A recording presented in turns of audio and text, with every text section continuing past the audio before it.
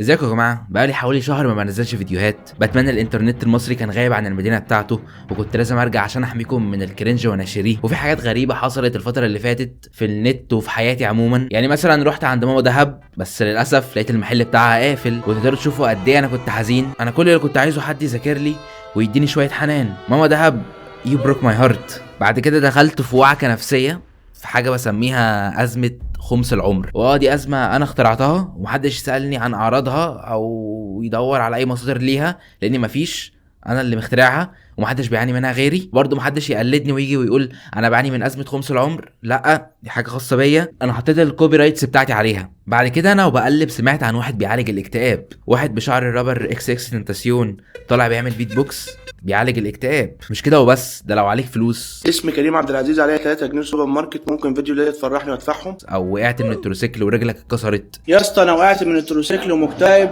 ورجلي مكسوره، اسمي ايمن ثعبان، وعايز تفرحني وهتوصل مليون. لو عايز مثلا النادي المفضل بتاعك يكسب، سوي الاتحاد عشان هيلعب يوم الاربع، خليه يفرح ان شاء الله. بعد الفيديو ده هيفرح وهيكسب الماتش. كل ده هيحققهولك بالبيت بوكس. من الاخر الناس بتعامله على انه المارد السحري او خليجه المغربيه لقلب الحبيب ورزق الزبيب. فانا عشان بمر بازمه خمس العمر قلت اما اجرب كده كده الموضوع من غير فلوس. ودي حاجه جميله بالنسبه لي وبالنسبه لجيوبي. كده مش هضطر ان ادفع 800 جنيه لواحد عشان بس يقعد يسمعني وانا بحكي له عن حالتي النفسيه. العيادات بتاعت الدكاتره النفسيين انتوا المفروض تحسوا بالتهديد وبالخطر، لان البيزنس بتاعكم كله على وشك الانتهاء بسبب اكس اكس تنتاسيون الابيض. ترتيب مصر في مستوى الدول السعيده هيبقى الاول، وكل ده بسبب اكس اكس تنتاسيون الابيض. بس جربت اسمع كل فيديوهاته وللاسف برضو ما جابش نتيجه. احمد محسن.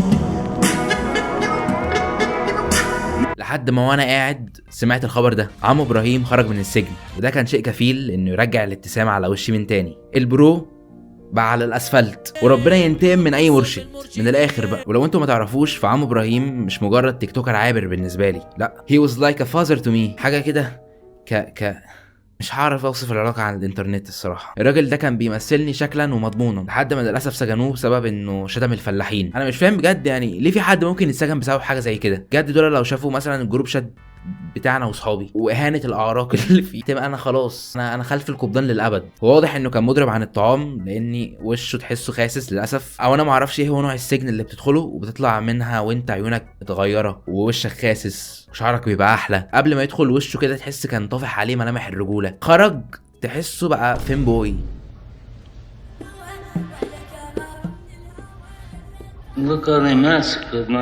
المهم اول حاجه نزلها بعد ما خرج كانت الفيديو ده. بعدين طلع في فيديو تاني وهو متعصب وبيقول للناس انه كان بيمثل. انا مش عارف اقول الكلام ده على صفحتي. ابراهيم بيمثل، انت مصدقه؟ طب خلاص هو ذنبه ايه؟ ومش عارف ليه حسيت انه عامل زي الجوكر في اخر الفيلم لما صار على المجتمع. فيعني ربنا يرزقه بالمنتال ستابيليتي وما يصرش علينا اكتر من كده، لان المجتمع اصلا بايظ اوريدي. يعني من اكتر بقى الحاجات اللي كانت لافته نظري الفتره اللي فاتت، والظاهره اللي كنت قاعد افكر فيها ومش فاهم ايه ده، بياعين الهدوم دول. السين بتاع الناس اللي بتبيع هدوم حرفيا مولع. الموضوع ما بقاش زي زمان انت داخل تشتري هدوم وخلاص، لا، انت دلوقتي كل مره هتشتري فيها هدوم هتفكر 1000 مره قبليها اذا كنت مستعد فعلا تتعامل مع الناس دول ولا لا. الافريقي اي الفاجر، اي القادر، اي المطرقع، اي المطرشم، اي اللي ما بيشوفش، لا هو اسامي كتير يعني، فاحنا مش هنخلص. النيك نيمز بتاعت الافريقي بتفكرني باسامي مسلسلات محمد رمضان، الاسطوره، البرنس، جعفر، العمده. هتلاقيه دايما بيوصف الهدوم اللي بيبيعها على انها ممنوعات. مش عارف ده الصراحه مؤشر لايه. بوابة الممنوعات، بوابة الممنوعات يا بلد، ممنوعات، بوابة الممنوعات، انا ما وريش الا الممنوعات. شكاير الكوكايين اللي مخبيه عندك في المحل فضحتك يا افريقي. من كتر ما بيجيب سيره الممنوعات انا حسيت انه ليه سيره قرابه ببابلو اسكوبار. انا بطالب اي هيئه حكوميه تروح تكشف على المحل ده، لان انا عندي شك ان الافريقي واخوه فاتحين معمل مس تحت الارض. انا بوابة الممنوعات في مصر، احنا ايدينا ما بتمسكش الا ممنوعات. ده اعتراف رسمي لشرطه مكافحه المخدرات من الاخر. قال لك جديد والممنوعات، انا بوابة الممنوعات في مصر. خلاص بقى، كل دي اعترافات انك تاجر مخدرات، عرفنا بقى. انا ما وريش الا الممنوعات. تالت اعتراف انه تاجر مخدرات اهو. يعني ده غلب بابلو اسكوبار لما راح هيوقف قدام البيت الابيض. بس بعد ما تشوف الهدوم هتحمد ربنا انها فعلا ممنوعات. اصل تخيل لو كان مصرح بيها وكنت تمشي تلاقي الناس ماشيه لابسه هدوم زي كده في الشارع عادي. وانا الصراحه مش مستغرب من الهدوم اللي بيبيعها الافريقي عادي، ربنا يرزقه. اذا كان جعفر العمده عملوا له تيشيرت، فالواحد مش مستغرب، احنا اوريدي في القاع. في انحدار في الذوق العام عموما. مطروشات ومقتولات يا صاحبي وممنوعات عند بوابة الممنوعات الافريقي واخواته وعيلته. انا بجد مش فاهم مين اللي ممكن يلبس حاجه زي كده بجد، يعني مين الشاب اللي ممكن يلبس حاجه زي كده؟ ايه كميه الكلام اللي مكتوب ده؟ ولا دي ايه دي؟ مسكوا الديزاين لعيل صغير قالوا له يلا بقى عندك اهو كل الستيكرز عندك واكتب، يلا اكتب اي حاجه والناس هتلبس. صاحبي القميص الهوائي اللي مصر كلها عايزاه صاحبي. لا قميص الهواي فاهم، جزيره الهواي بقى ليها قميص، بقى ليها يونيفورم كده عند الافريقي. انا عملت كده وقلت بعد العيد اشتغل في عرض الفيست دوت عشان اخواتي اللي عندهم الفيست. انت تاخد الفيست ده مع واحد سبورت سنيكرز وخلاص كده انت بقى معاك التربات، تروح تشقط اي واحده تاخدها في ديس سوشي كده، انت لخصت معاك ترندات السوشيال ميديا كلها اللي حصلت اخر فتره. جنس ممنوعات. يا نهار ابيض، عارف مفيش اي حاجه لها علاقه بالتانيه. ايه الحتت الجيشي في بنطلون جينز وهنا حاجات لميعه؟ ايه ده؟ ايه اللي بيحصل في البنطلون الجيمس الافريقي؟ واضح ان الصفه بتاعته مأثره على طاقم العمل كله. تلاقي اللي بيصور بيفضل يستعرض علينا سكيلز التصوير بتاعته وبيعمل حركات غريبه كل هدفها بس انها تجيب لك صداع. بص المصور المصور بيبتدي الفيديو اصلا الاستافه مأثر على دماغه مش فاهم هو ايه اللي بيحصل، ماسك التليفون هو فين الافريقي، هو راح فين؟ بس اهو ده هنا اهو في ايده. بس انتوا الفلبايه اللي عاملها بالكاميرا راح للمانيكان. ماي اونست رياكشن تو ذات انفورميشن. انا بتحداه اقسم بالله، بتحدى اي حد فيلم رعب بتحدى اي حد. يا نهار ابيض، مايكل جاكسون. مش بتاعتنا الصفحه دي يا صاحبي. خالص الشغله معاك يا صاحبي. الله عندما يبدع المصور. شايفين انتوا النقله ما نقلهاش على صاحبه على طول، لا خدكم بالكاميرا بس. بص ودي على طول ماشي. الرجاله كلها ديلرز كلهم اللي بيصور. والهدوم كمان مش الشيء العبثي الوحيد اللي عند الافريقي اللي لفت نظري، لا هو الديكوريشن كله. هتلاقيه كاتب اسامي صحابه على الحيطان وحاطط لوجو التيك توك وراه. وايه علاقه ده بمحل الهدوم؟ بص الفيديو ببتدي بايه؟ حسام الهداف. هو بقول لك فرشة بوابة الممنوعات. لا هو واضح ان واحد بيحب صحابه، يعني حاطط اسامي صحابه على الحيطان، حاطط صورة صاحبه على الحيطة، حسام الهداف، اخويا الاسد، فاهم انت؟ فالافريقي تقريبا واحد صاحب صاحبه. واخواتي وعيلتي حكايتي على الله ان شاء الله انا اشبعك ممنوعات. هو كان يوم اسود لما جوز ياسمين صبري ده محمد مش عارف ايه عوضي ده قالها جمله في مسلسل كلهم بقى حكايتك على الله ولا حكايتك مش عارف ايه. على الله حكايتك. بوابة الممنوعات الافريقي واخواته وعيلته، احنا حكايتنا على الله. هو باصص لي دايما فوق. على الله حكايتك. اخواتنا المشاهير جايين عشان بيحبونا. انا ما سمعتش عنهم، انا ما اعرفش مين دول بجد. الفيديو ده عامله الميني علاء، ده اخونا حسين البس رقم 1 في القنطره. في حد بجد اسمه شريط حسين البس. احنا ما بنتكلمش الا بممنوعات. مستورد يا صاحبي، اخوك الافريقي في الزاويه. صاحبي عمرو يا صاحبي، عمرو يا صاحبي. اخوك الافريقي الزاوية الحمرا يا صاحبي.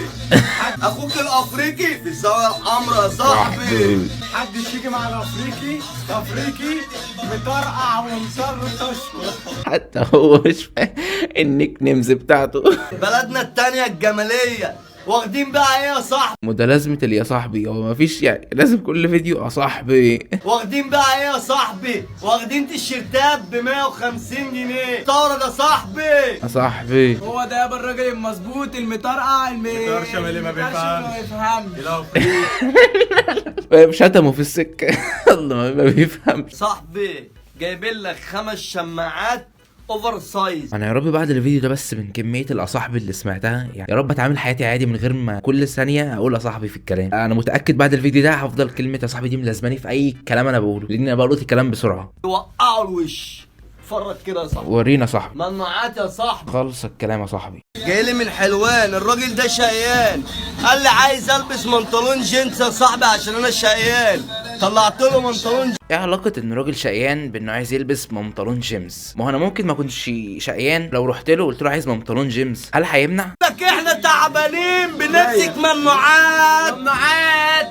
عايزين حد يجي مصحح لغه مصحح مخارج الفاظ ننوعات بنطلون جيمس. انا الدنيا دي محتاجه اخش كده اروح انضفها بعد الخراء اللغوي اللي سمعته ده. صعب قوي صعب قوي. عارف ينفع بنطلون صبي رقاصه وبنطلون واحد كان لسه مخلص جيش. تعمل زينا يا صاحبي، بعيد قوي عشان الحمد لله الحمد لله بجد، لان مفيش حد بيقلدهم. تاني بياع هدوم المخبر، هو غالبا كان نفسه يطلع مخبر بس مجموعه ما جابش، فاضطر يبيع هدوم. اصل ايه اللي يخلي واحد يلبس نضاره شمس في كل فيديوهاته غير لو لاغراض التخفي، او غالبا كان بيطمح انه يبقى ملاكم. اصل كميه استعراض القوه اللي في فيديوهاته وكميه خلاص بقى عرفنا انك انت لسه عامل الفورمه بقى، خلاص بقى لازم انا استعرض برضه. المحل المفروض ان اسمه الخير، بس الصراحه طريقته ما تبشرش باي خير. دي طريقه واحد انت لو ما رحتش اشتريت من عنده هدوم هيجي يقتلك انت وعيلتك ويقدمكم قربان للشيطان الاعظم. تخيل كده تروح المحل عنده تتفرج على الهدوم وبعد كده تخرج من غير ما تشتري حاجه عاديه، صح؟ حابب اقول لك انك لو عملت الحركه دي مع المخبر انت مش هتخرج من باب المحل على بيتك، انت هتنتقل الى البرزخ على طول. انا اسف والله هشتري خلاص معلش، مش لازم توريني انك هتيجي تكسر عظمي لو ما اشتريتش. انا اسف هشتري والله. الكلام عندنا هنا في مصنع الخير على ممنوعات. وانا كمان شاكك في حاجه، ان الاوضه اللي بتظهر ورا دايما في الفيديوهات دي فيها جثث الناس اللي فصلت معاه. تخيل في الحياه كده واحد يجي له الجرأه انه يفصل مع واحد زي ده انت تدخل المحل انت مش هتشتري على ذوقك، انت لا انت تشوف هو عايز ايه يجيبه لك يلبسه لك من سكات. كلام بفضل الله هنا على ممنوعات يا باشا. على كده ايه عاد مطروشات يا عمنا. بقى انتوا بقى بتقلدوا الافريقي. انا حاسس ان بقى في شف من الافريقي دلوقتي. قرب على الممنوعات يا عمنا ب55 جنيه بفضل الله. قرب كده 55 جنيه بس. ده بقى بيقطع على الافريقي خالص. يا عمنا 75 يابا 75 جنيه يا عمنا كتير. طب اخرها كام يابا عشان يا خاطر عم بقول لك ب 75. انا هبعت الفيديو ده بتوع بلاك لايفز متر. الترند تعالى يا باشا كده بوم.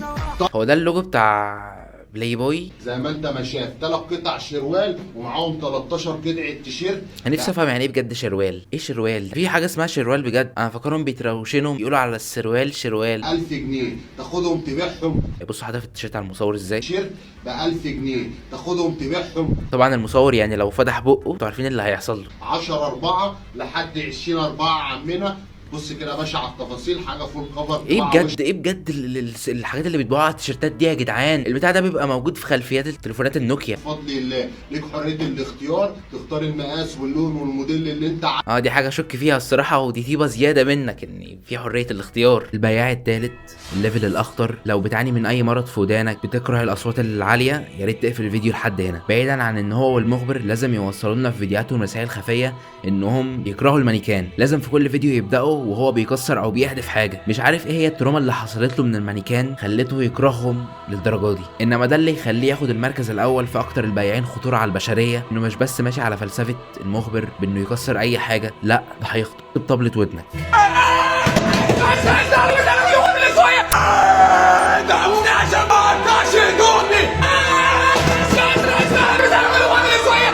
فاكرين البنت اللي كان اسمها دلوعة بابي اللي كانت بتفضل تزعق لجوزها عشان يديها فلوس؟ الشخص ده بقى تقريبا سرق الحنجره بتاعتها وبيمارس علينا الزعيق الابوي ده. مش عارف ازاي الناس اللي حواليه ما قدمتش فيه بلاغ بانه شخص مزعج المفروض يتحبس. كميه الكلام اللي بيطلعه في الثانيه الواحده يخلي امينيم وامثاله يعتزلوا.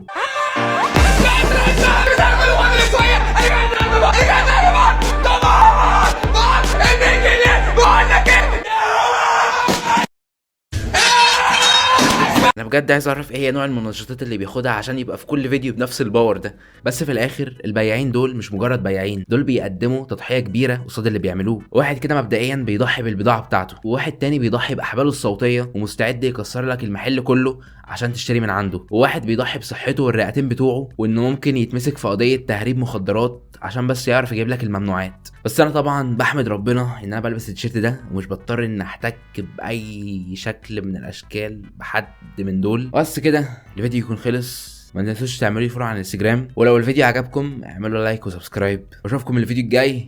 سلام.